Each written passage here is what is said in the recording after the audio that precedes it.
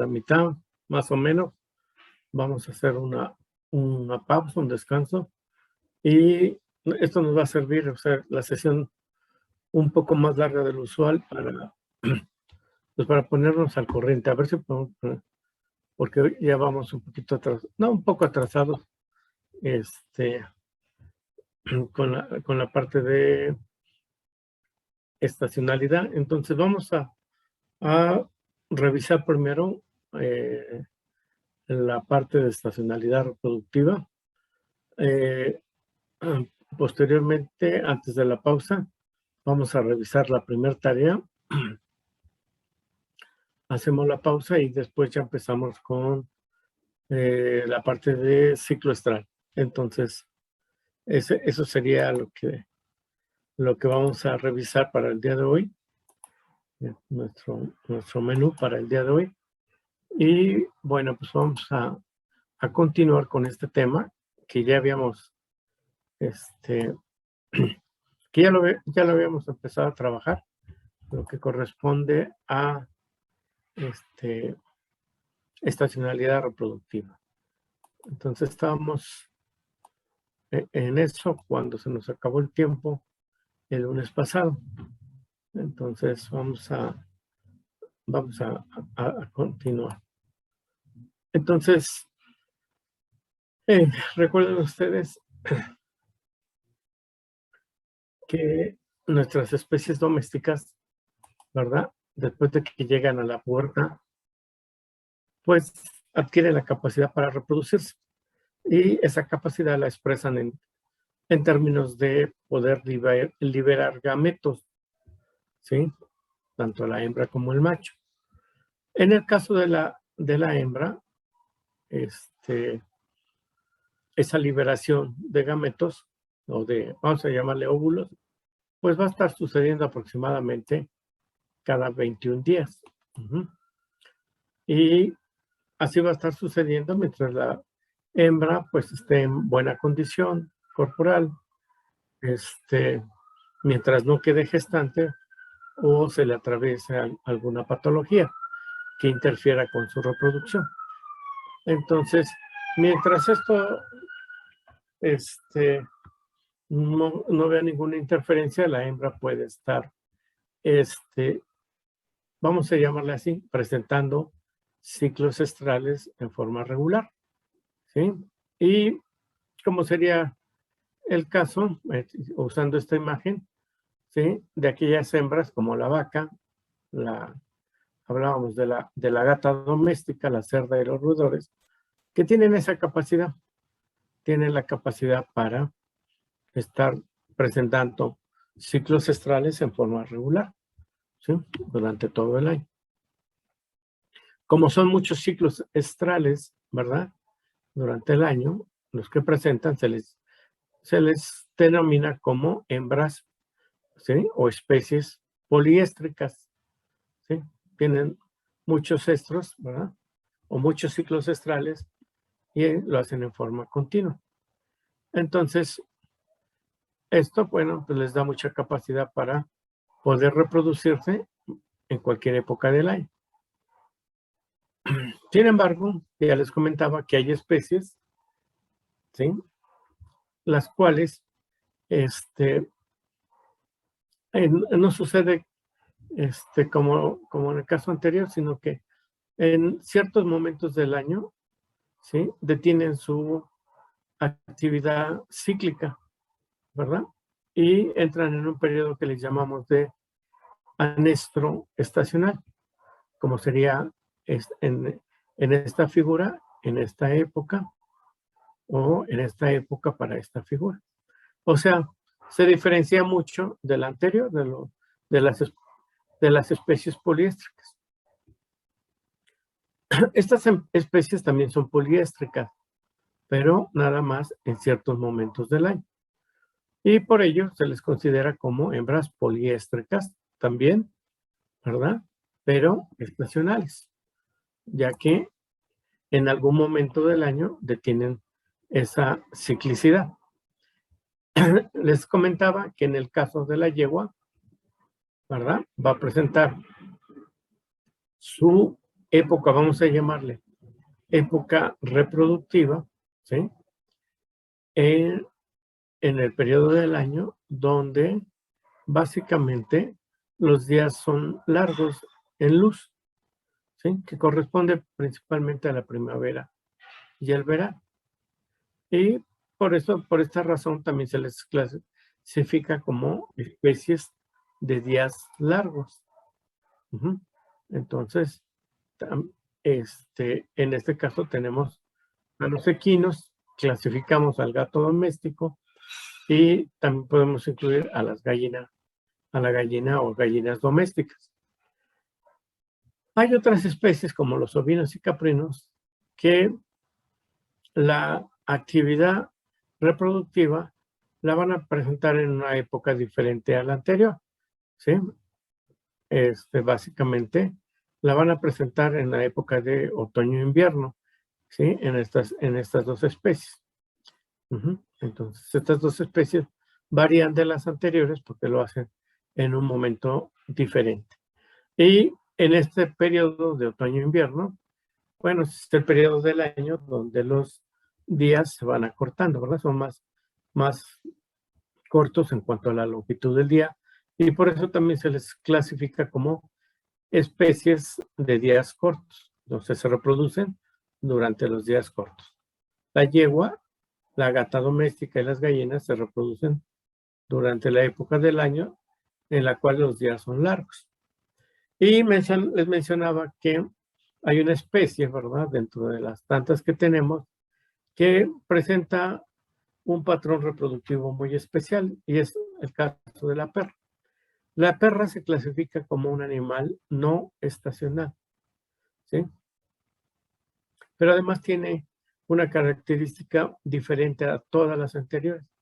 A todas las anteriores las hemos denominado como poliéstricas, ¿sí? Porque pueden presentar, ¿sí? Muchos ciclos estrales, ya sea durante todo el año o en ciertas épocas del año. En el caso de la perra nada más va a presentar un ciclo estral o a lo máximo 2 durante el año, ¿sí? Clasifica como estacional porque esa actividad cíclica, en el caso de la perra, la puede presentar en cualquier momento del año. Entonces, esto las lleva a una clasificación diferente. Son especies no estacionales y son especies monoéstricas. Bien, entonces yo espero que esto haya quedado un poco mejor.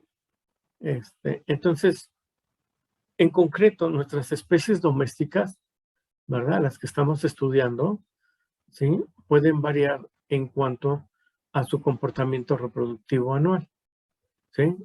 Y en términos generales tenemos que hay especies que presentan estacionalidad reproductiva y hay especies las cuales no presentan estacionalidad reproductiva. Las especies que presentan estacionalidad reproductiva, y hablando específicamente de las hembras, ¿verdad? Sí, esta estacionalidad reproductiva se va a caracterizar, ¿sí? Porque la hembra anualmente va a presentar un periodo reproductivo, una época reproductiva bien definida en cierto momento del año. Y esta época reproductiva se va a acompañar posteriormente de un periodo de anestro, que le llamamos anestro estacional. Este anestro se caracteriza porque es un periodo, ¿sí? Y básicamente lo que va a ocurrir en el ovario es que estas hembras dejan de ovular. Entonces también a este anestro estacional lo podemos denominar como un periodo anovulatorio. Entonces no tenemos oportunidad de gestar a los animales durante esta época, ¿sí? Entonces la estacionalidad reproductiva en la hembra se caracteriza porque van a presentar un periodo reproductivo y un periodo de anestro estacional. En esta figura, aprovechando, tenemos el ciclo de la luz durante el año. ¿verdad? Y tenemos marcada, ¿verdad?, el periodo del año donde los días van aumentando en la cantidad de luz, que son básicamente corresponde a las estaciones de la primavera y el verano. Y durante el otoño y el invierno, ¿verdad?, la cantidad de horas luz va a ir disminuyendo. El día de hoy nosotros empezamos, ¿sí? El 21 de septiembre empezamos, ¿sí? Hoy es un evento importante. Hoy ocurre lo que llamamos como equinoccio de otoño. El equinoccio de otoño es la época del año cuando hay la misma cantidad de horas luz y de horas oscuridad, 12 y 12. A partir de este momento hasta el 21 de diciembre, los días se van a ir haciendo más pequeños y nosotros lo vamos a ir percibiendo. Y los animales también lo hacen, van percibiendo estos cambios en la cantidad de luz a lo largo del año. De esta manera, las ovejas y las cabras pueden determinar en qué momento es el más adecuado para su reproducción, que generalmente, ya les dije, es el otoño e invierno y por eso se les clasifica como especies de días cortos. Si tuviéramos el ejemplo de la yegua, pues la tendríamos en forma inversa. Aquí estaría su época reproductiva durante la primavera y verano, y su época de anestro sería básicamente en el otoño e invierno. En otras palabras, estamos pasando por una época donde las yeguas empiezan a dejar o ya dejaron de ciclar y las ovejas y cabras han empezado ya a tener actividad reproductiva en forma cíclica, ¿sí? Entonces, esto tiene sus repercusiones desde el punto de vista de la productividad animal o de la crianza de los animales, porque nosotros debemos de conocer, ¿verdad?, ¿sí?, que esto está sucediendo en ciertas especies y esto nos va a permitir, ¿verdad?, programar cuál va a ser la época de apareamiento, la época reproductiva y cuál va a ser la época posteriormente en la que van a ocurrir los partos. Entonces, esto nos va a permitir desarrollar adecuadamente nuestros programas reproductivos, sobre todo en aquellas especies que presentan este fenómeno de la estacionalidad reproductiva, ¿verdad? Bien, ustedes se preguntarán quizás, bueno, ¿por qué la yegua es una especie de días largos y los pequeños rumiantes son especies de días cortos? Bueno, ¿por qué entonces unas se reproducen durante la primavera y verano, la yegua, y otras durante el otoño e invierno, los pequeños rumiantes? Bueno, esto está condicionado por una situación muy particular. Esa situación es que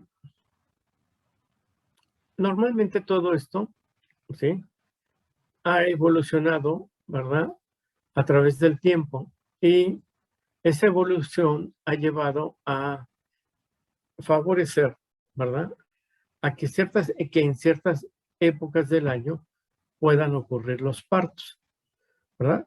Lo que nos interesa de la reproducción es eso, la continuidad de la especie. Entonces, si vemos un mapa o una imagen como esta, con las 4 estaciones del año, bueno, sí, normalmente sabemos que las mejores condiciones en cuanto a temperatura, en cuanto a disponibilidad de alimentos, ¿sí?, y en cuanto a, de forma conjunta, a la posibilidad para que sobreviva una cría, pues las mejores condiciones son normalmente durante la primavera y el verano. Entonces, normalmente todo este fenómeno de la estacionalidad, sobre todo en latitudes muy altas hacia el norte o hacia el sur, está diseñado para que los partos puedan ocurrir en el mejor momento del año, en el momento en que las crías puedan sobrevivir. En términos generales, ese momento ocurre durante la primavera. Entonces, esto, ¿verdad? Esto va a marcar si los partos, tanto en pequeños rumiantes como, por ejemplo, en este caso, la yegua, ¿sí? Deben ocurrir alrededor de la primavera, pues esto va a marcar cuándo, ¿verdad? Cuándo va a ocurrir la época reproductiva en cada una de las especies. Por ejemplo, los pequeños rumiantes, ¿verdad? Tienen aproximadamente un largo de gestación de aproximadamente que son 5 meses, ¿verdad? Y esto lo que va a provocar, ¿sí? Es que para que puedan ocurrir los partos en primavera, pues la época reproductiva debe ocurrir 5, 6 meses antes, ¿sí? Entonces, en el caso de los pequeños rumiantes, esto va a ocurrir en el otoño, ¿sí? Básicamente, ¿sí? Entonces, bueno, serían 6 meses antes, sería para acá, ¿no? Al revés de como le hice, ¿sí? Entonces, pasa por el invierno y el otoño. Y por aquí debe de ocurrir su época reproductiva. Entonces, más o menos 5 meses después, van a estar o pueden estar pariendo en la primavera. En el caso de la yegua, ¿verdad? La yegua tiene una gestación muy larga, es la especie doméstica que tiene la gestación más larga, dura aproximadamente 11 meses. Entonces, ¿esto qué significa en términos de cuándo debe de ocurrir la época reproductiva? Pues 11 meses antes. Y 11 meses antes tendremos que irnos para acá, ¿sí? Y la época reproductiva va a ocurrir durante la primavera y parte del verano. Así como los pequeños rumiantes ocurren en el otoño y parte del invierno. Entonces, en concreto, el largo de la gestación de determinada especie va a determinar en qué momento debe ocurrir la estación reproductiva, ¿verdad?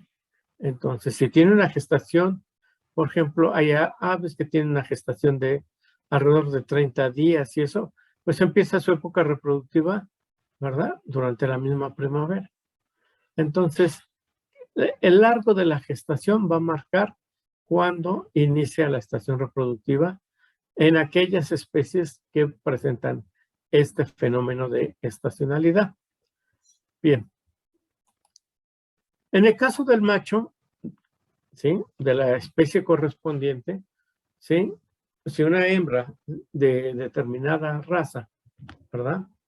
Presenta estacionalidad reproductiva, pues los machos también van a presentar ese fenómeno de estacionalidad reproductiva. Pero, a diferencia de las hembras, bueno, van a pasar por un periodo reproductivo y un periodo no reproductivo. No le llamamos anestro porque pues no está asociado con conducta estral, con el estro. Nos van a pasar, ¿sí? Por un periodo reproductivo y posteriormente por un periodo no reproductivo o un periodo de descanso o de reposo sexual. Bien.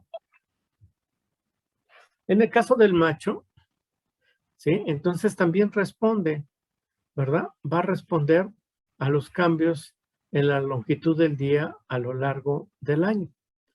Y eso lo va a llevar a tener también una respuesta. Así como la hembra, ¿sí? Va a responder a esos cambios, ¿sí? Inactivando o cesando su actividad ovulatoria o activándola, ¿sí? En el caso del macho, también la gónada se ve afectada. Entonces, en el caso del macho, podemos hablar de un ciclo testicular a lo largo del año. Un ciclo testicular que se caracteriza por un periodo de crecimiento testicular, ¿sí?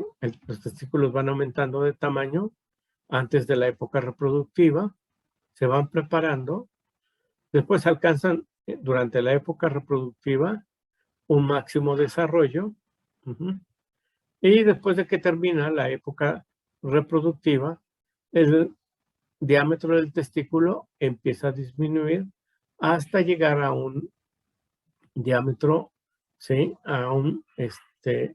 Al menor diámetro, ¿cómo se llama? Posible, o sea, vuelve a reducir el diámetro de sus testículos. Y esto se va repitiendo cada año, ¿verdad? Acorde con el patrón reproductivo de la hembra. Entonces, en los machos, pues también hay una respuesta a esos cambios, ¿sí? Sobre todo del fotoperiodo a lo largo del año. Entonces, en el macho, pues esto lo podemos ir, ¿cómo se llama? Observando. Obviamente que si va a haber modificaciones en el ciclo testicular, van a ir sucediendo modificaciones en la calidad y en la cantidad de células espermáticas a lo largo del año. Bien, ¿hasta aquí alguna pregunta? Yo tengo una. Sí, adelante, Fernando. Será sobre un esquema que nos puso el lunes, que A ver, es sobre... permíteme. Ujú. A ver. Otra vez, es que tenía desconectado el micrófono, perdón. Es sobre un esquema que nos puso el lunes, de lo de la gestación de los corderos, o sea, de los que nacen en otoño y de los que nacen en primavera. Ajá.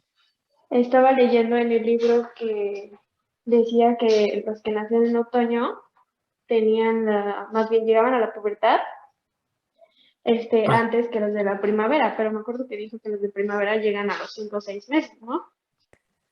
Entonces Sí, me confundí. los que, mira, no está tan complicado. Los que nacen en primavera van a nacer en esta época del año. ¿Ves la figura? Y van a nacer en la época en la cual en este caso la oveja presenta anestro. Entonces, nacen en esta época y más o menos 5 o 6 meses después, cuando llega el otoño y el invierno, ya tienen el peso adecuado para poder iniciar su pubertad. Entonces, eso es favorable, ¿verdad? Que alcancen ese peso adecuado para iniciar la pubertad, porque tiempo después van a tener el peso adecuado para darles el primer servicio. Sin embargo, los que llegan a nacer durante el invierno, la parte de otoño-invierno, esta parte, ¿sí? Estos corderos, ¿sí? Cuando alcanzan ese peso adecuado, ¿sí? Normalmente lo van a alcanzar en este periodo del año, cuando a la especie no le toca reproducirse. Entonces, van a tener un efecto desfavorable en cuanto a el momento del año y está asociado con el fotoperiodo. Entonces, esos corderos que nacen en la época de otoño y invierno, normalmente no empiezan a ciclar aquí, sino que lo van a hacer hasta el otoño e invierno siguiente. Entonces van a estar cumpliendo alrededor de 10 a 12 meses de edad. No sé si me expliqué, Fernanda. Sí, creo que sí. Y otra cosa es que en el mismo esquema del que le hablo, venía Ajá. algo de que en las que nacen en otoño y llegan a la pubertad y en 12 meses, estaba como sombreado algo que decía 17 días y abajo en el de las que nacen en primavera decía 66 días, algo así. La verdad, cuando lo chequé ya no recordaba qué significaba. No sé si me puede recordar qué es. No, lo que tiene de 17 y 66 es el porcentaje de hembras que empiezan a ciclar. Ah, ok, está Ese bien. 17 es el Ujú. 17% de hembras que empiezan a ciclar y el 66 es el 66% de hembras que empiezan a ciclar o que están ciclando. Ah, ok, Déjame sí, es ver. que como que no ¿Sí? recordaba bien. Sí, Sí, gracias. muy bien. No de nada. Bueno, entonces, así estamos. Tanto la hembra como el macho, ¿sí? Presentan estacionalidad reproductiva. Ahora, ¿cuál es el problema o cuál es el punto, ¿sí? Importante aquí. El punto importante aquí es que nosotros en estas especies que tienen estacionalidad reproductiva, ¿verdad?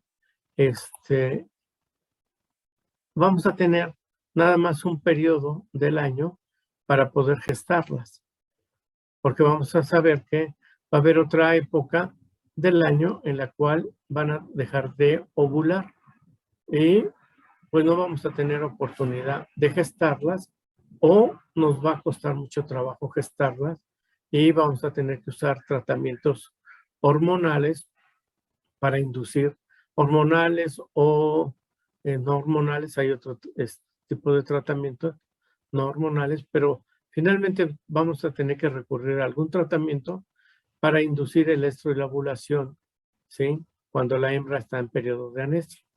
Y esto nos cuesta más trabajo, además de la parte económica. Entonces, en estas especies que tienen estacionalidad reproductiva, tenemos esa presión desde el punto de vista de producción animal. Necesitamos gestarlas en ciertas épocas del año. La presión que no tenemos, por ejemplo, en vacas, en cerdas, cuando estas dos especies pueden estar ciclando durante todo el año. Entonces, durante todo el año podemos tener, ¿sí? Un calendario apropiado para darle servicio a esas hembras, ¿sí? Bien, esa es la importancia de este fenómeno de la estacionalidad reproductiva. Ahora, lo siguiente es, está bien, ¿qué es lo que determina que un individuo, ¿verdad?, tenga un comportamiento reproductivo estacional? ¿Sí? Entonces, lo que va a determinar que un individuo tenga, a ver, tengo aquí, esta reunión ahora tiene minutos limitados. A ver, voy a hacer una pausa. Iván, Sí, Doc. ¿has visto los anuncios que han pasado? Sí, es que me pareció que iba a terminar en 10 minutos, entonces ya lo actualicé. Ah, perfecto. Sí. Entonces ya le sigo. Ya, sí. Sí, gracias, Iván. Bueno, entonces, miren, entre las especies que presentan estacionalidad reproductiva, ¿sí? Hay variaciones en cuanto a la raza, ¿verdad? Por ejemplo, en caballos, en ovinos, caprinos, hay variaciones y hay razas que presentan más o menos estacionalidad, ¿sí? No todas es igual, ¿sí? Entonces, la pregunta aquí es, ¿qué hace que animales, por ejemplo, de determinada especie, ¿sí?, tengan más o menos estacionalidad, sean más estacionales o menos estacionales? Hay dos factores que van a determinar, ¿sí?, que la especie sea más o menos estacional. La primera es la latitud en la que habitan los animales. Eso va a determinar, ¿sí?, si son más o menos estacionales. Los animales que viven en latitudes cercanas al ecuador, donde las variaciones en la longitud del día son mínimas, ¿sí?, van a ser especies con menos estacionalidad reproductiva. Las especies en general que viven en los extremos de los hemisferios, en latitudes altas, ya sean en el hemisferio norte o sur, ¿sí?, son especies que van a tener una marcada estacionalidad reproductiva, porque las estaciones del año en esas latitudes van a variar drásticamente a lo largo del año. Entonces la especie necesita ser marcadamente estacional.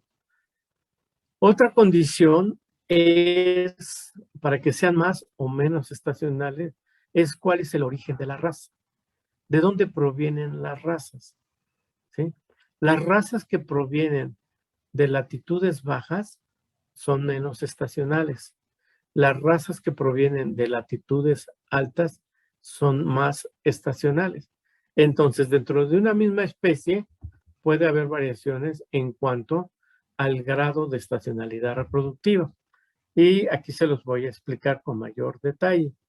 Miren, el efecto de la latitud lo podemos observar en esta figura. Entonces, aquí, ¿qué es lo que tenemos? Tenemos diferentes latitudes del hemisferio norte, ¿verdad? En nuestro continente. Aquí está nuestro país, Estados Unidos, Canadá, etcétera. Y aquí están las latitudes en las que se encuentran dichos países. Ahora, miren, hace mucho, no poco, se publicó un trabajo bien interesante y es un trabajo que hicieron en un tipo de roedor, ¿verdad? ¿Sí? Que se le conoce así como Peromyscus, ¿sí?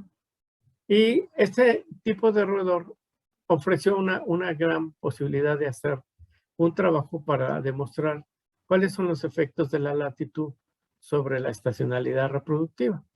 Porque estos roedores los encontramos por todo el hemisferio, habitando todo el hemisferio. Entonces, cada uno de estos rectángulos es un trabajo publicado sobre el comportamiento reproductivo de estos roedores.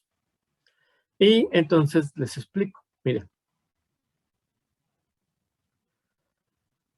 en cada rectángulo lo que vamos a ver es el porcentaje. Vamos a ver, cada rectángulo representa un año, ¿sí? En el extremo izquierdo, empezando, sería el mes de junio y en el lado contrario sería el mes de diciembre. Y aquí tenemos una gráfica pequeña, sencilla, que indica cuál es el porcentaje de hembras que quedan gestantes a lo largo del año. Entonces, por ejemplo, a la latitud 20, donde está parte de nuestro país, pues lo que ustedes ven es que hay hembras gestantes durante todo el año. ¿Sí? Durante todo el año hay un patrón, ¿verdad?, constante de hembras gestantes. Esto lo que nos lleva es, si les pregunto, ¿se comporta como especie estacional o no estacional? Seguramente me dirán, no, esta es una especie no estacional, se puede reproducir en cualquier época del año.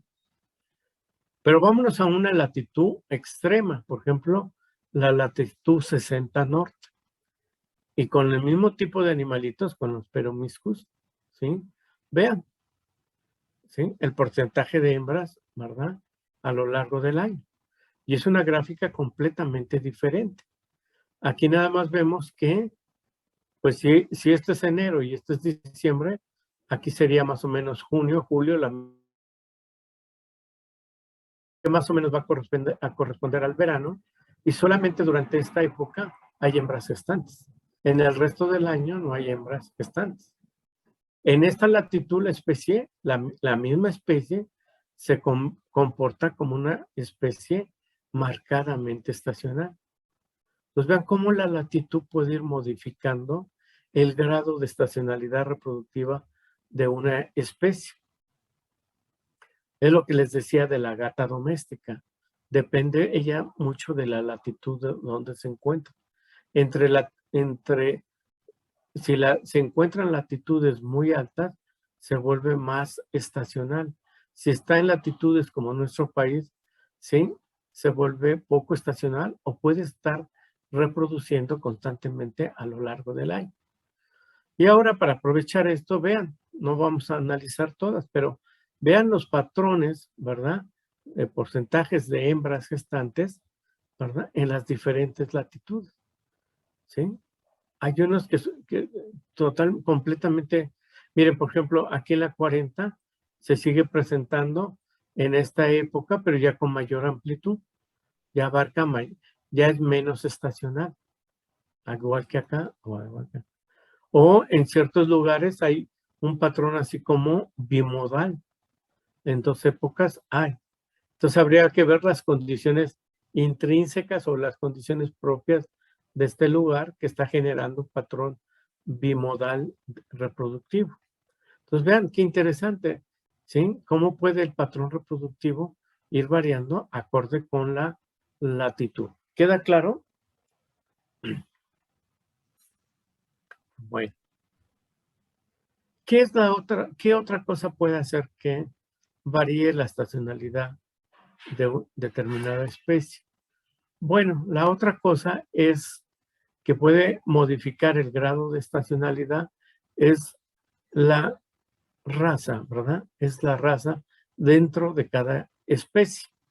Y aquí tenemos este cuadro, ¿verdad? Que está en su libro de texto, donde tenemos 3 especies que presentan estacionalidad reproductiva. Y hemos estado hablando de estas 3 especies, los ovinos, los caprinos y los equinos. Entonces vamos a tomar esta. En los ovinos hay especies, ¿sí? Con esto que dice alta, es alta estacionalidad, una mediana estacionalidad y una estacionalidad baja o poco marcada. Miren, las razas, por ejemplo, que tienen su origen en hemisferios norte-sur, en latitudes altas, son más estacionales, ¿sí? Por ejemplo, las razas británicas de ovejas, ¿verdad? Para carne, para lana. Por ejemplo, las Suffolk.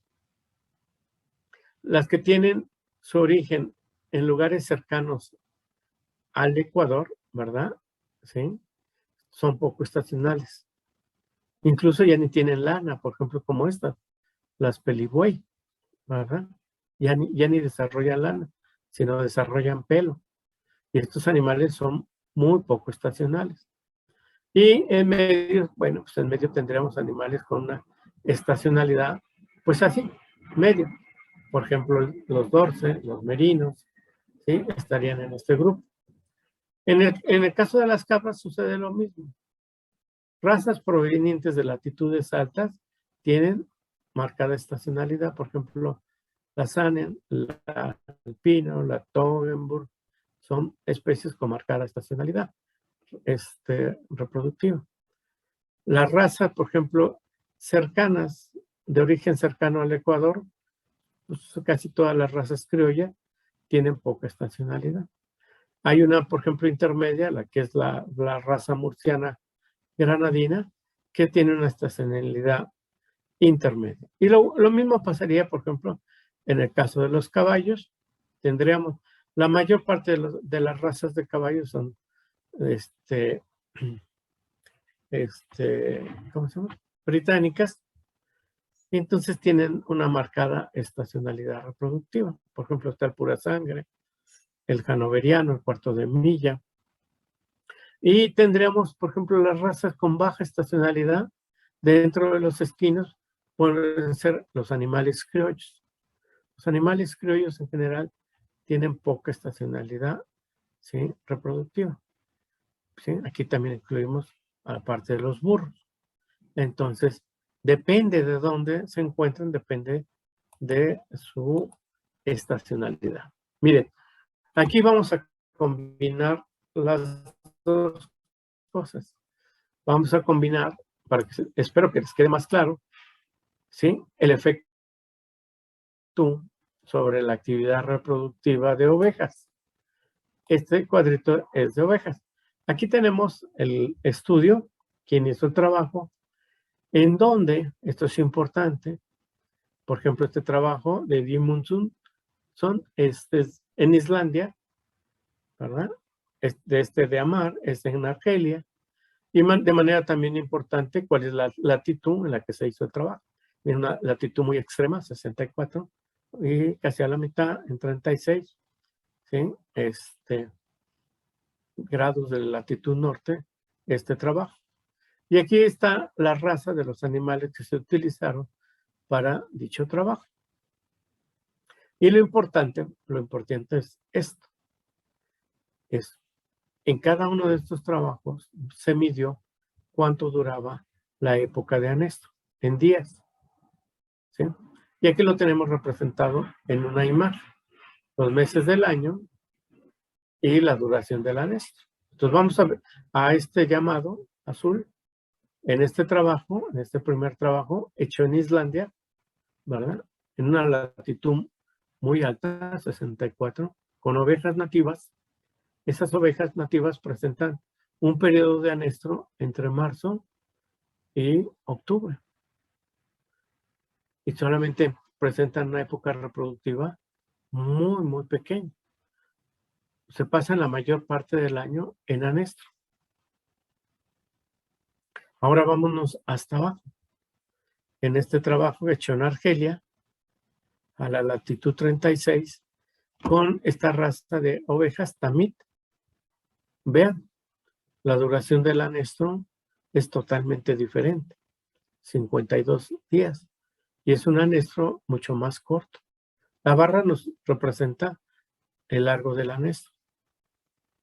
Entonces vean cómo la raza, ¿verdad? Y en este caso, la latitud pueden estar afectando, ¿sí?, la intensidad de la actividad reproductiva estacional.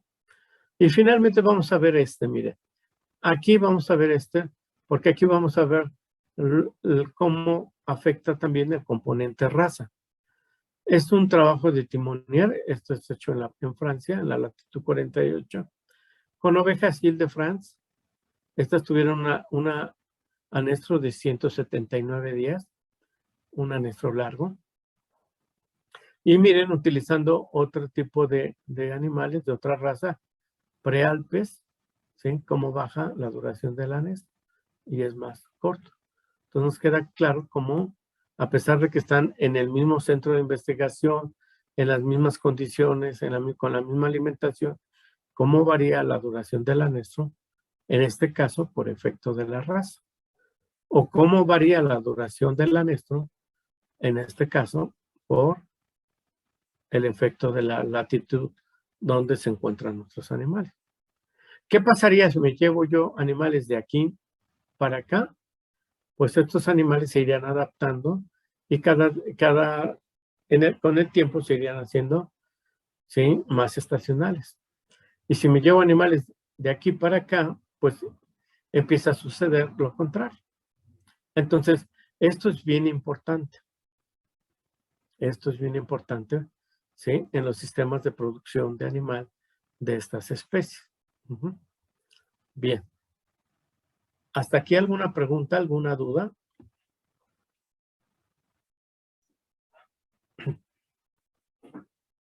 No, doctor, gracias. Doctor, todo bien. Todo bien, muy bien, gracias. Bien, entonces, vamos a pasar. Entonces ya nos queda claro que hay especies que tienen estacionalidad reproductiva y hay especies que no la tienen, ¿verdad? Yo les cuento esto. Casi todas nuestras especies domésticas, hace mucho tiempo, todas tenían patrones reproductivos estacionales. Con la domesticación hecha por el hombre, hubo especies las cuales, ¿sí?, se llevaron a sistemas de producción en confinamiento, donde los animales ya no tenían que salir a buscar sus alimentos, sino el hombre los provee, donde el hombre los cuida y no solamente los alimenta, sino los cuida, los protege. Y estos animales, poco a poco, a lo largo del tiempo, fueron perdiendo su patrón reproductivo estacional. Específicamente estoy hablando de las vacas y de los cerdos, de los bovinos y de los ovinos. ¿Sí? Entonces se volvieron, ¿sí?, no estacionales. ¿Sí? Nuestros bovinos y nuestros porcinos domésticos se volvieron no estacionales. Pero si ustedes buscan bovinos, ¿sí?, no domésticos, ¿verdad?, o porcinos no domésticos, ¿sí?, van a encontrar que les van a hablar también de que normalmente tienen patrones reproductivos de tipo estacional. Los han conservado, los siguen utilizando, ¿sí? Para que la reproducción se pueda dar de manera exitosa. Bien, entonces, aquellos animales que aún conservan ese patrón reproductivo estacional, bien, entonces son más o menos estacionales dependiendo de la raza, y esto es importante cuando manejamos este tipo de animales, saber qué tan estacionales son o no, y de la latitud, ¿verdad? Y de la latitud también se vuelve importante, ¿verdad? Porque a veces, bueno, compramos, saben ustedes que hoy entramos en otoño, en este hemisferio norte, y en el hemisferio sur, hoy es el primer día de primavera. Están muy contentos, ¿verdad? Porque entró ya la primavera en el hemisferio sur. Entonces, si nos ubicamos aquí, nuestras ovejas y cabras están, pues, ciclando. ¿Qué pasaría si nos vamos al hemisferio sur, verdad? Y nos traemos un grupo de ovejas o de cabras, ¿verdad? Y los traemos para acá. Ajá. Lo que vamos a pasar es que ellas van a llegar a esta situación y van a estar en anestro, por lo menos hasta que se empiecen a adaptar a las nuevas condiciones, ¿verdad? Y esto es importante cuando se compran animales de un hemisferio y se pasan al otro, sobre todo animales que tienen estacionalidad, porque si no, de repente empieza uno a protestar, o sobre todo los productores, de que se les dan animales que no se reproducen, ¿sí? Pues sí, no se reproducen porque los acaban de traer de un lugar donde están en época no reproductiva. Entonces tiene sus implicaciones prácticas importantes. Bien, ahora, ya les he comentado, ¿qué factor o qué factores puede regular esa actividad reproductiva estacional? Esto hay que diferenciarlo de lo anterior. Lo anterior es qué factores determinan, ¿sí?, que haya una mayor o menor estacionalidad reproductiva. La latitud y la raza. Ahora, ¿qué factor o qué factores regulan el comportamiento reproductivo estacional? O sea, ¿qué factores hacen que una hembra o un macho entre en una época reproductiva, una época de descanso, una época reproductiva, una de descanso? ¿Sí? ¿Qué factores? Bueno, hay básicamente los factores ambientales, ¿sí? Y dentro de los factores ambientales está el principal factor que regula el comportamiento reproductivo estacional, ¿sí? Que es el fotoperiodo o el ciclo anual de luz-obscuridad.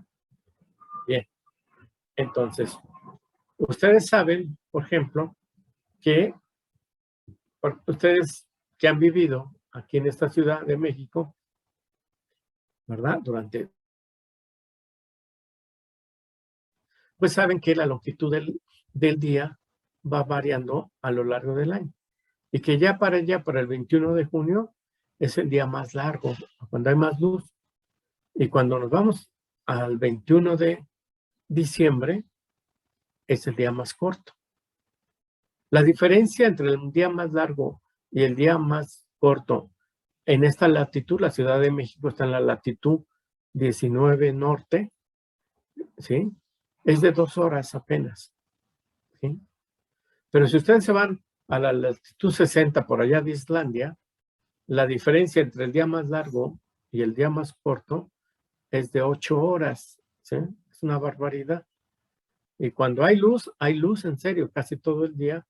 Y cuando hay oscuridad, desde las 3 de la tarde empieza a haber oscuridad.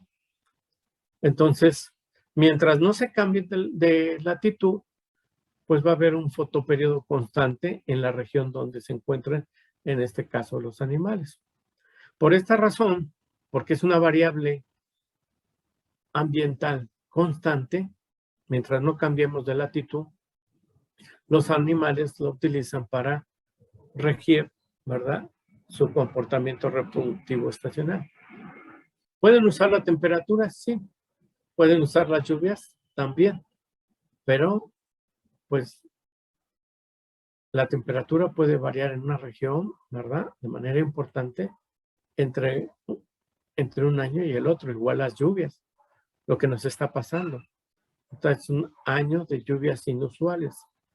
Si un animal se estuviera rigiendo por las lluvias, entonces estaría muy descontrolado. Bien, entonces, la variable ambiental que regula la actividad reproductiva estacional es el fotoperiodo. También podemos hablar de disponibilidad de alimentos. Esta es una variable importante, ¿sí? Nosotros hemos hecho trabajos donde hemos demostrado que, ¿sí?, la estacionalidad, por ejemplo, hemos trabajado con ovejas de pelo, ¿sí? La oveja de pelo en esta latitud tiene una estacionalidad poco marcada, alrededor de, cuando mucho, alrededor de unos 30, 50 días, ¿sí? Deja de ciclar muy poquito tiempo.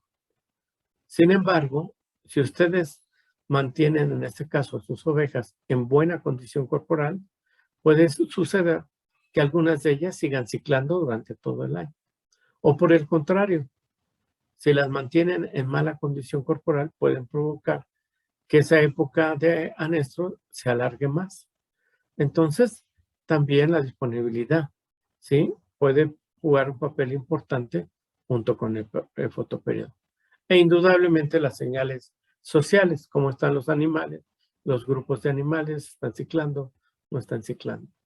Entonces, hay diversos factores que pueden intervenir en regular, ¿verdad?, esta actividad reproductiva estacional. Entonces, el principal, que quede claro, el principal factor es el fotoperiodo. Entonces, antes de pasar, les voy a comentar lo siguiente. Los animales que presentan estacionalidad reproductiva, ¿verdad?, presentan básicamente, en esencia, tienen un ritmo endógeno cercano al, o sea, un ritmo que dura un año, ¿sí?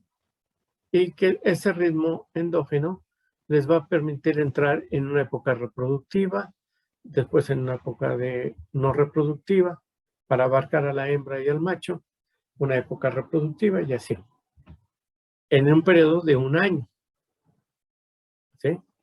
Y ese ritmo, ¿verdad?, va a estar funcionando. Es un ritmo cercano a 12 años, a 12 meses. Hagan de cuenta, para no complicarnos, que la especie Z tiene marcada estacionalidad y entra en una época reproductiva de enero a junio. Y de julio a diciembre es su época no reproductiva.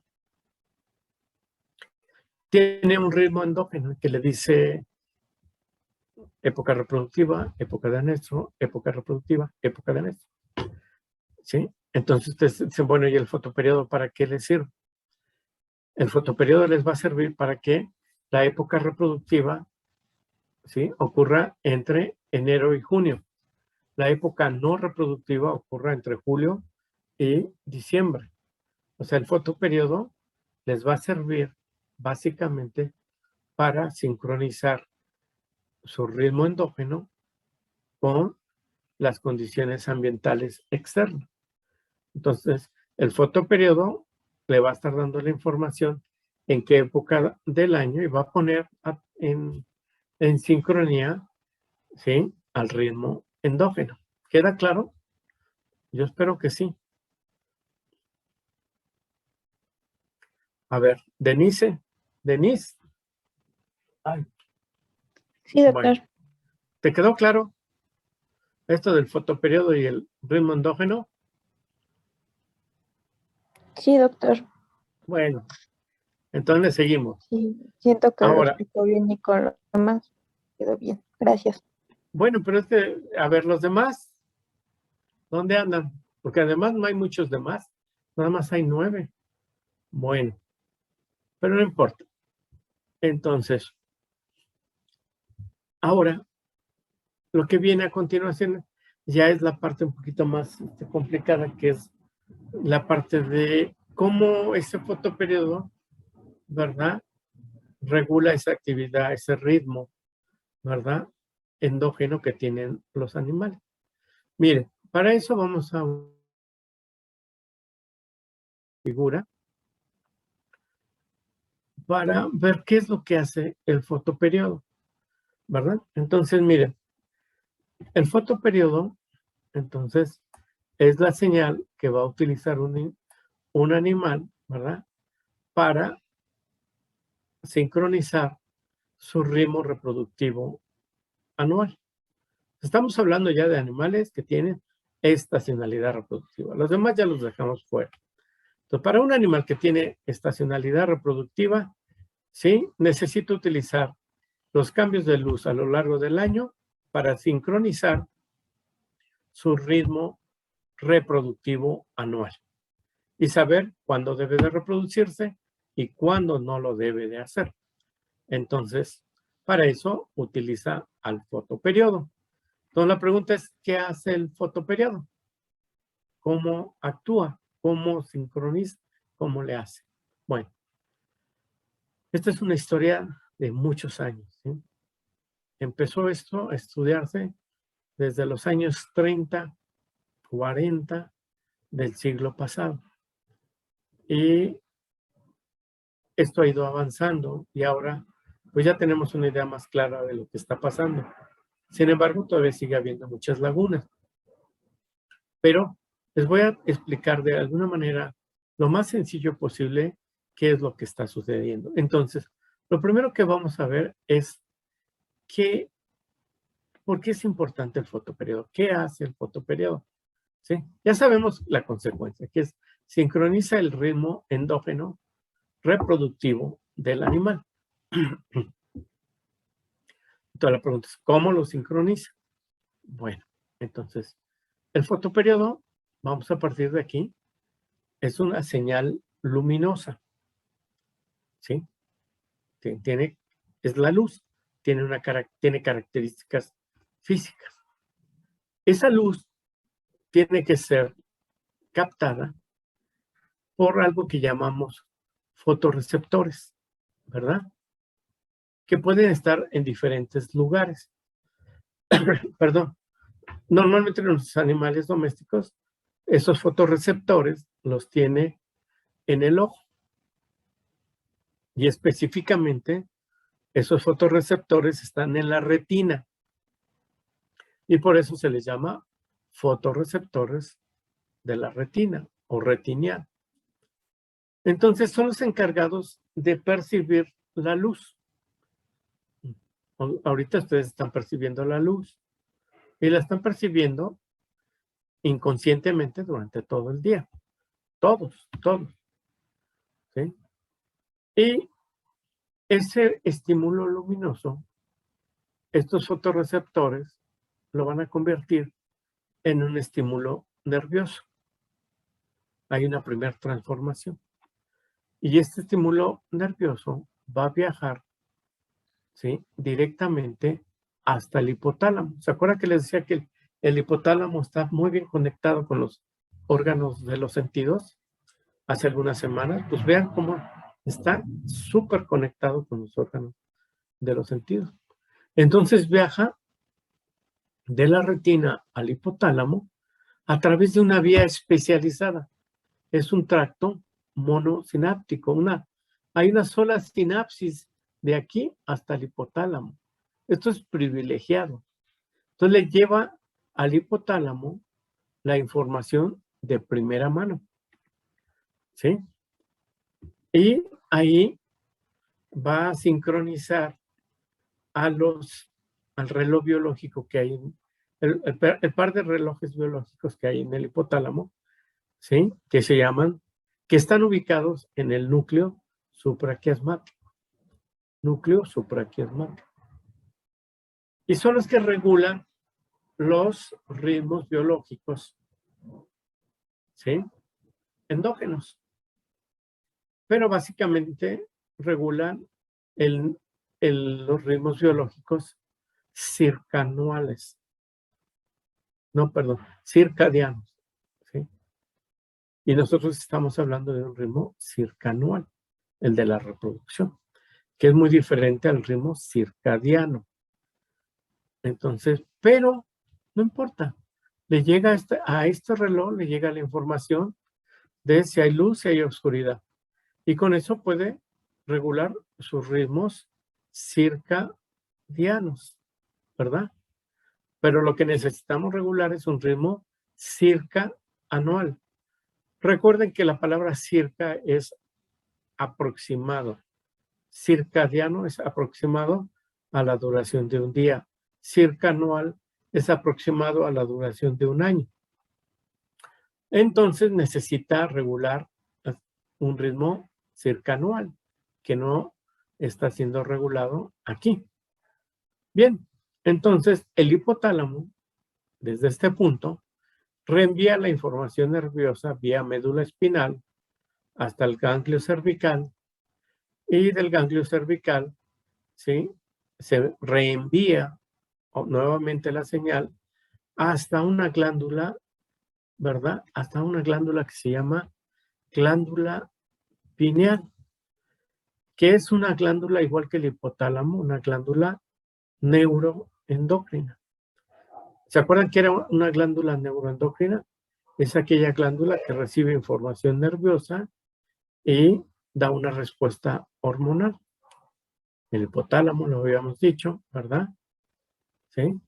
La glándula pineal, la médula adrenal, ¿sí? Recibe información nerviosa y da una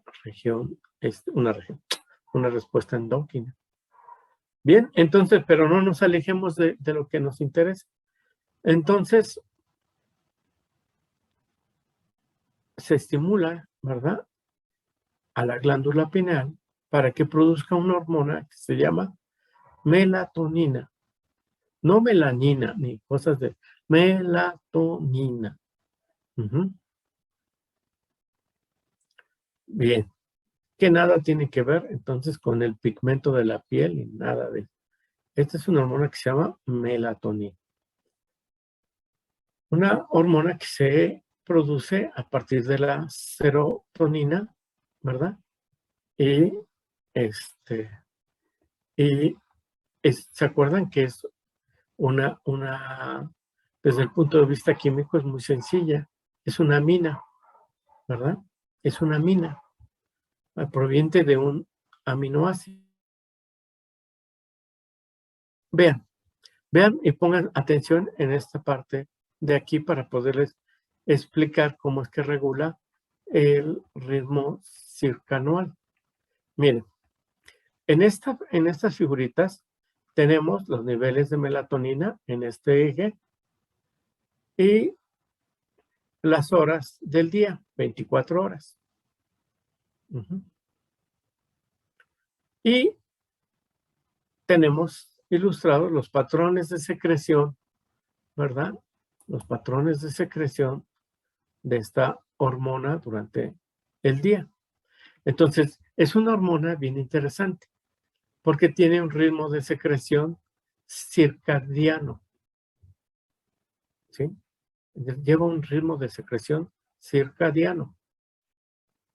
Hay luz, como ahorita, se deja de producir melatonina. Pasamos a una fase de oscuridad y se empieza a producir melatonina.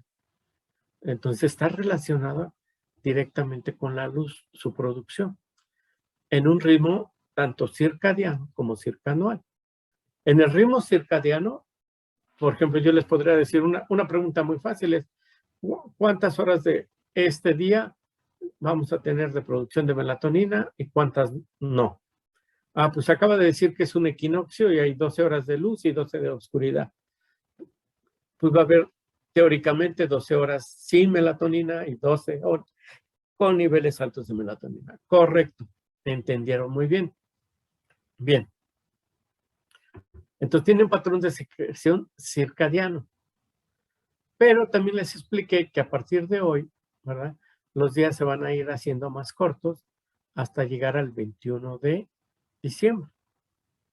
Entonces, ¿esto qué significa? Bueno, lo significa lo siguiente. Miren, aquí vamos a tomar, ¿sí? Lo siguiente. Significa que va a haber más oscuridad de aquí a diciembre. ¿Sí? Y si estuviéramos en Islandia, ¿verdad? Habría 16 horas de oscuridad, hasta llegar a 16 horas de oscuridad allá por el 21 de diciembre. Si hay más horas de oscuridad, durante más tiempo se va a estar secretando melatonina. Solamente las 8 restantes horas de luz se va a secretar melatonina. O sea, va a haber una secreción de 16 horas, ¿verdad? De melatonina. Todo este tiempo se va a estar secretando melatonina. El resto del día no hay secreción, porque es un día corto de invierno. Y si pasamos a un día largo en verano, el del 21 de junio, a esta misma latitud habría 16 horas de oscuridad. Nos vamos a una latitud extrema y solamente 8 horas de oscuridad, muy poquita oscuridad. Entonces se reduce, ¿sí?, el tiempo de secreción de melatonina, es más corto. Bueno, este registro lo va a estar tomando nuestro organismo. Esto funciona también para nosotros, ¿sí? Para todos. Y de esta manera, esto va a suceder, ¿sí? Va a estar sucediendo a lo largo del año y de los años. Y de esta manera, ese individuo puede saber en qué época del año se encuentra. ¿Cómo? Determinando los niveles de melatonina. Entonces puedes saber si está en un día corto o en un día largo, un día corto, un día largo, y con esto se empieza a sincronizar su reloj endógeno. Entonces, sirve para sincronizar que controla el comportamiento reproductivo anual. De esta manera, a través de los niveles de melatonina a lo largo del año. Vean, si ustedes están cerca del Ecuador, pues esto va a ser muy, muy similar. Las horas 12-12. Si estuvieran en el Ecuador, siempre sería 12 oscuridad, 12 luz, 12 oscuridad. Entonces ahí uno se pregunta, si siempre es igual, ¿sí? Bueno, pues si siempre es igual, tendría posiblemente que recurrir a otro sincronizador o la especie no es estacional. Bien. Hasta aquí voy a hacer una pausa y quiero preguntarles si han entendido. Sí, Doc, todo bien. Bueno, muy bien. Sí, doctor. Perfecto.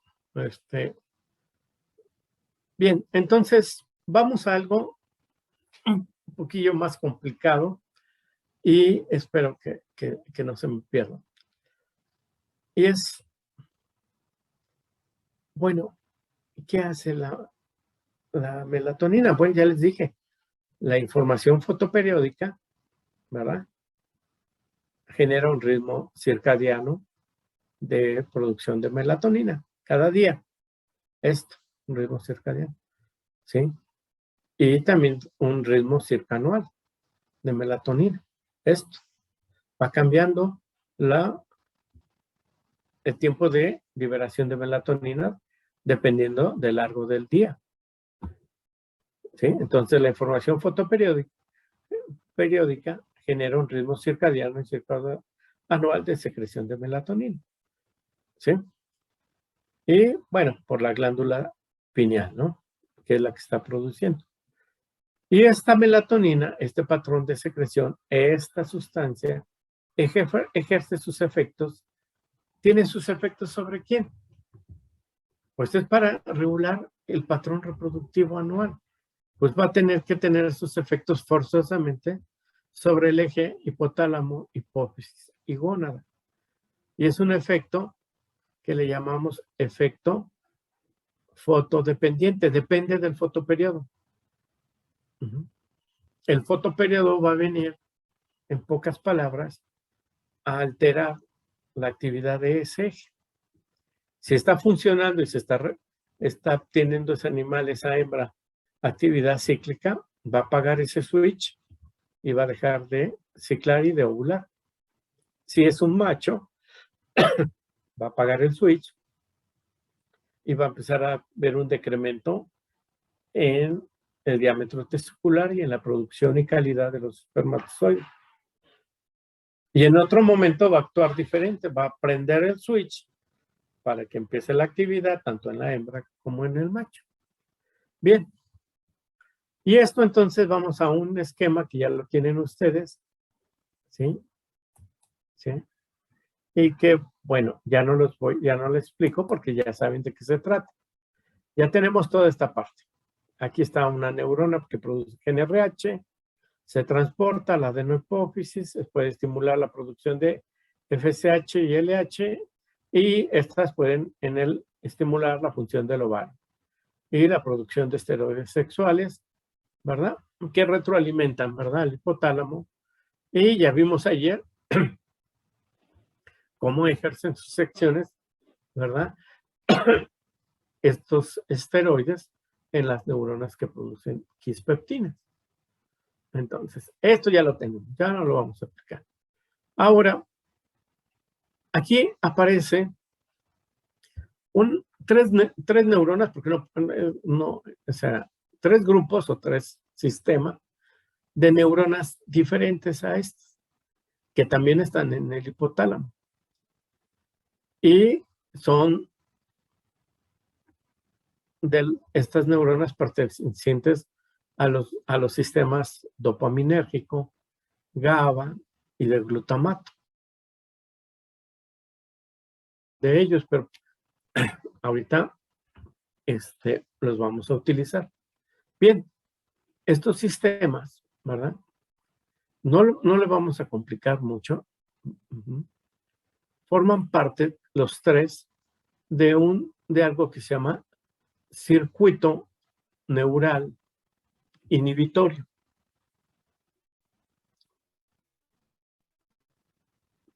Que cuando se activan estos, ¿verdad?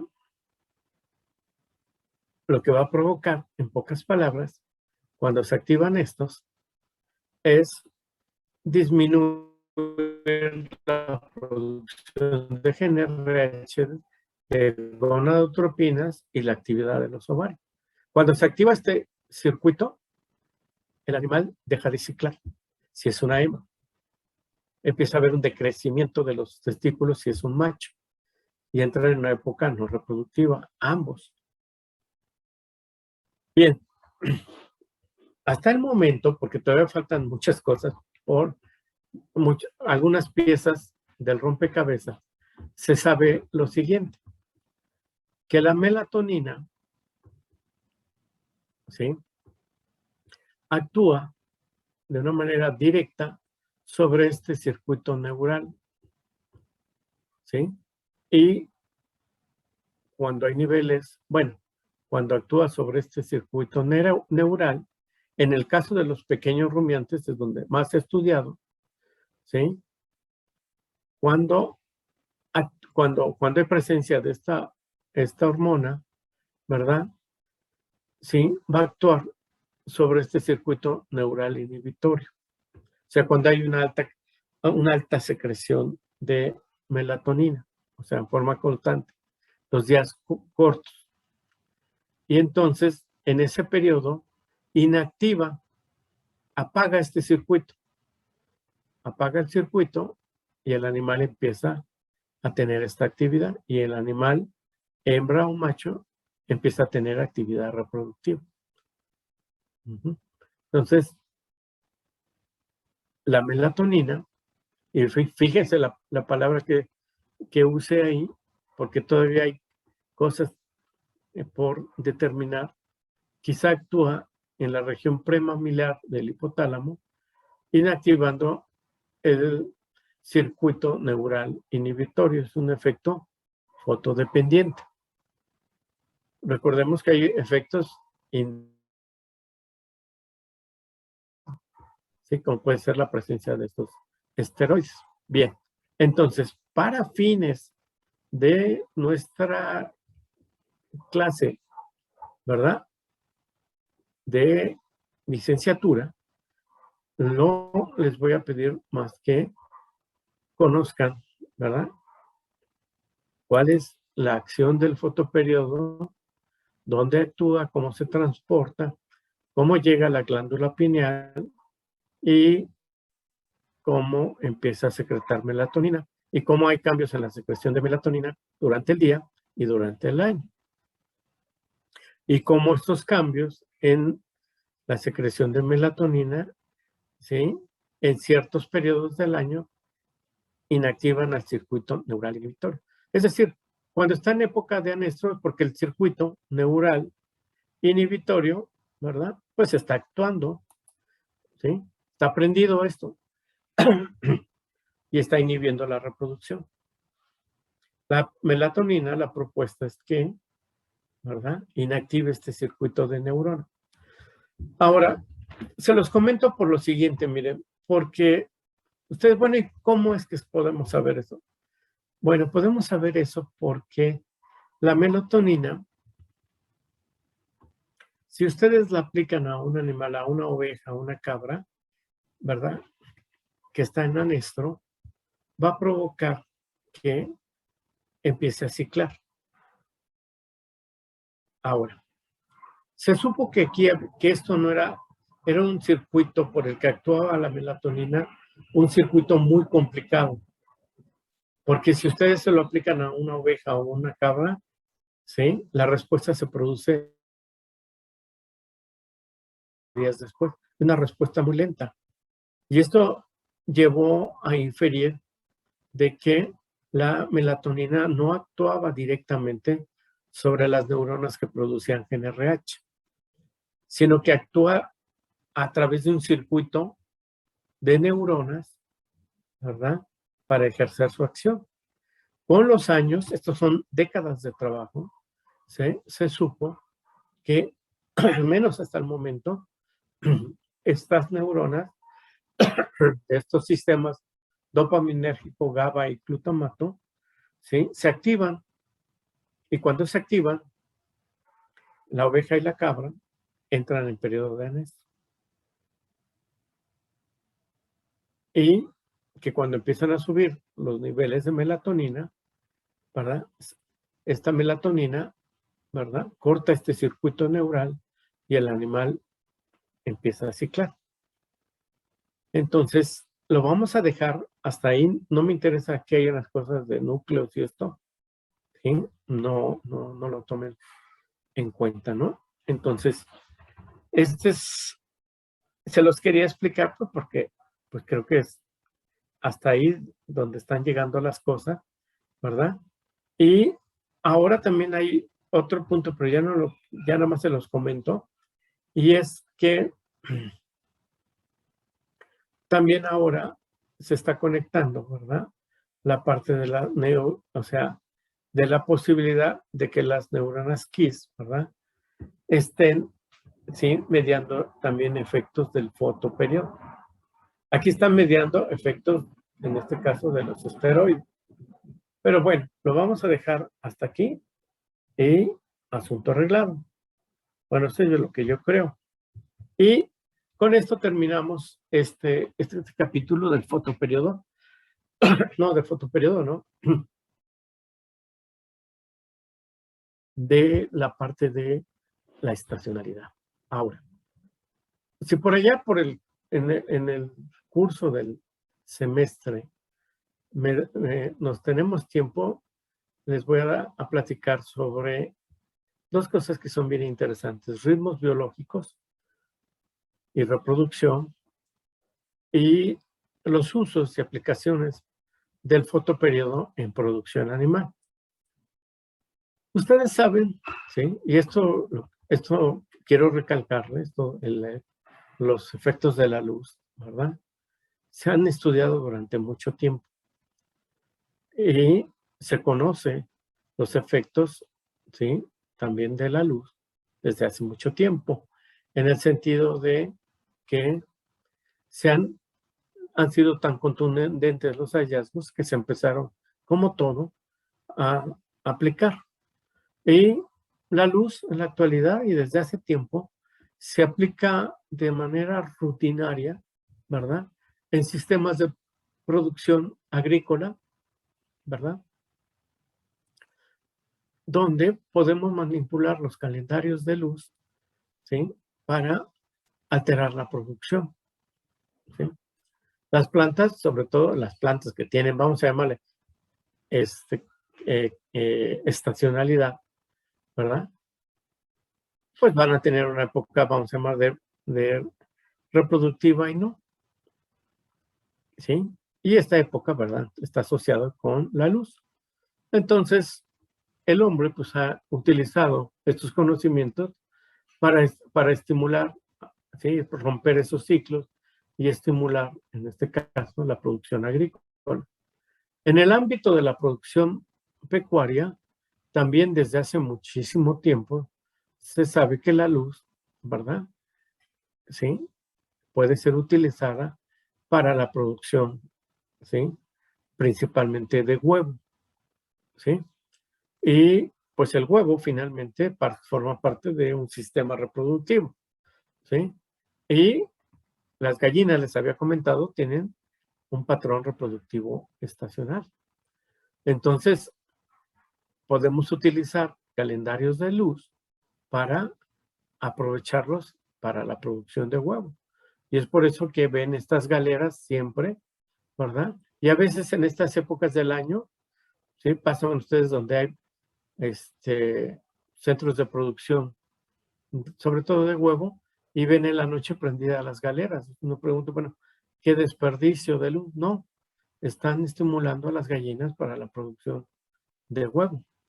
Se está utilizando ya también esta forma de estímulo para la producción también de carne, y no solamente carne de pollo, sino también producción de carne de bovinos en corrales. Se está utilizando en sistemas de producción piscícola, ¿verdad? Para la producción de peces que responden a esos cambios de luz. Y entonces, vamos a llamarle en los estantes. En los estantes hay luz y se va manejando calendarios de luz. En producción animal y en reproducción, pues podemos utilizar estos conocimientos, ¿verdad? Y podemos aplicarles a los animales que tienen estacionalidad reproductiva, calendarios de luz. ¿Para qué? Para modificar su actividad reproductiva. Por ejemplo, en yeguas se utiliza, ¿sí? Y, por ejemplo, en especies como ovinos y caprinos, donde se manejan muchos, y a veces no es tan fácil estar controlando, meterlos, hay que tener instalaciones con luz y estarlos controlando, pues podemos utilizar el intermediario. ¿Cuál es el intermediario entre la luz?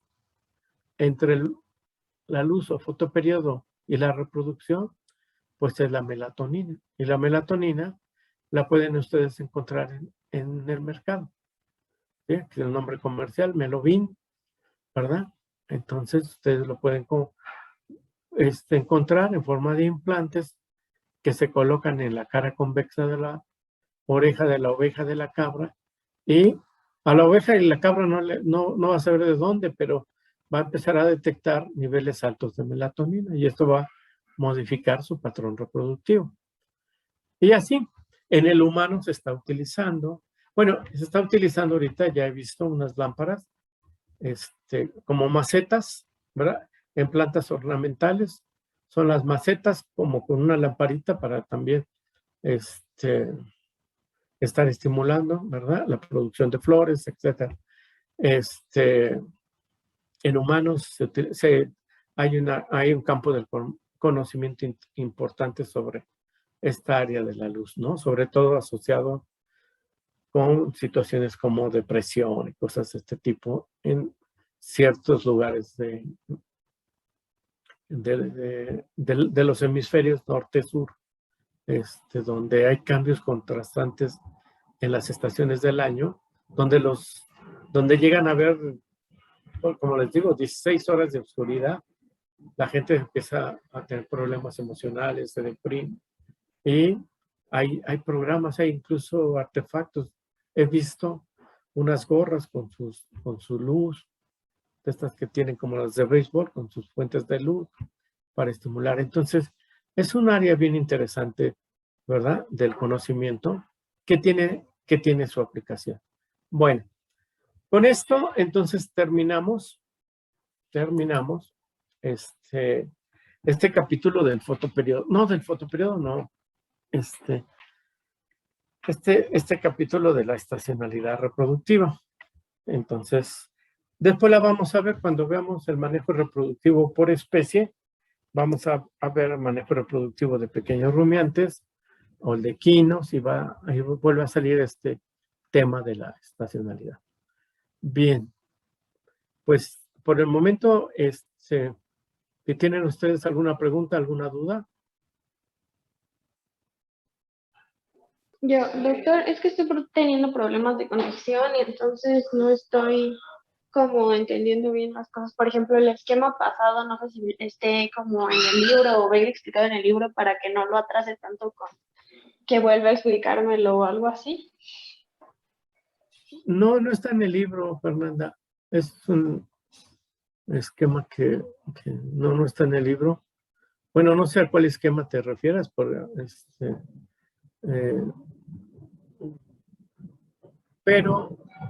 lo que sí está y que sí puedes consultar y está el esquema.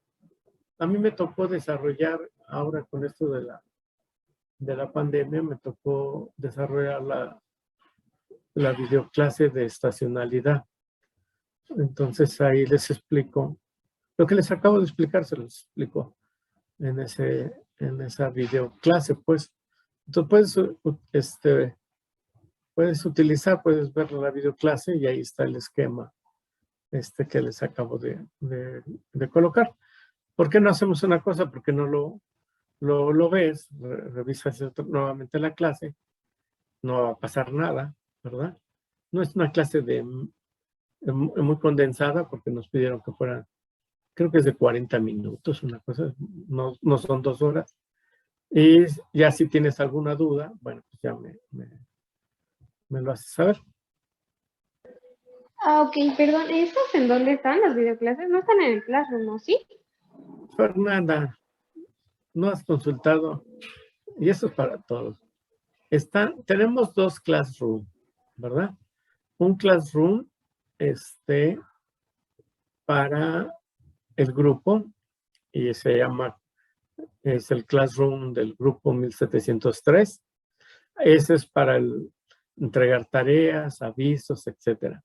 Y tenemos un classroom, otro, de reproducción animal, de todos los grupos de reproducción animal. Y es un classroom que se llama reproducción animal.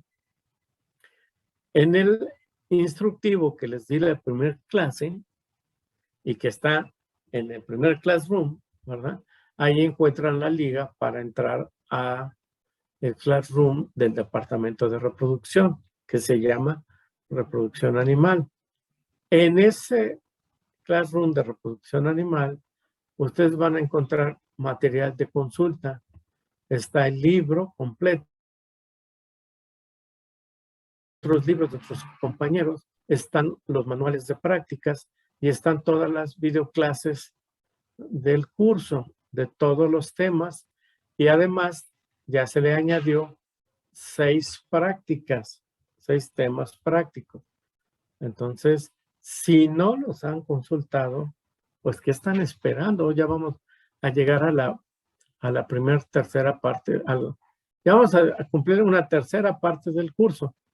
Y a propósito, les comunico, nada más tenemos aquí, ¿quiénes son? Somos 11, faltan 2. Curiosamente creo que falta Alejandra Morales. A ver. Yo sí estoy. La clase pasada no entré, doctor, Sí. pero sí estoy ahorita. No, es que me faltan 2 nuevas, que eres tú, Alejandra. Y Sí, otra yo me di de alta. Sí, una que se apellida Medina y otra que se apellida Zamudio, que no las he visto. Sí, Entonces, yo soy Medina. De hecho, sí, yo estaba medio atrasada, por eso como que igual pregunté eso. No estaba segura de lo del otro bu- Classroom. bueno, Sí, yo vayan entré a después. ver, Fernanda y Alejandra, ya entraron al Classroom del grupo, que dice grupo 1703. Sí, Sí. sí, yo ya. Hasta la voz se me fue. En ese Classroom está el instructivo. Hay un instructivo de la materia. En ese instructivo está, se mencionan los dos Classroom, el de la materia, el de nuestra materia y el del departamento de reproducción, ¿sí? Que no se llama departamento de reproducción, sino reproducción animal. Ahí está la clave para poder ustedes conectarse con ese segundo Classroom. Y ahí van a encontrar el libro completo, el libro de texto. Ahí van a poder encontrar las videoclases y material adicional. Están los manuales de prácticas, están libros de los compañeros. Entonces, los pueden consultar, los pueden bajar algunos. Entonces, ahí es donde pueden entrar y ahí está la videoclase de estacionalidad reproductiva. Y aprovechando, vamos a entrar a un tema que se llama, ¿cómo se llama? Ciclo estral. Hay 4 videos diferentes de ciclo estral que espero lo puedan consultar o al menos revisar el capítulo de ciclo estral. Entonces, Alejandra, todos, pues, no nada más nos hemos esmerado, nos ha costado un montón de trabajo estar preparando el libro, preparando el material para que ustedes tengan ese apoyo que no han tenido muchas generaciones de alumnos, ¿sí? Y que lo tienen ahí, pues úsenlo, por favor, ¿sí? Utilícenlo. Entonces, Ok, bueno, gracias, perdón. Es que estaba no, confundida. este, úsenlo, por favor. Entonces, vamos, mire, a tomar un receso de 10 minutos, porque ya, bueno, 15 minutos. Al 10 nos volvemos a conectar y para seguirle con la sesión, la siguiente sesión, ¿sí? Entonces, tomamos un descanso. Entonces, los veo en 15 minutos. Sí, doctor, gracias.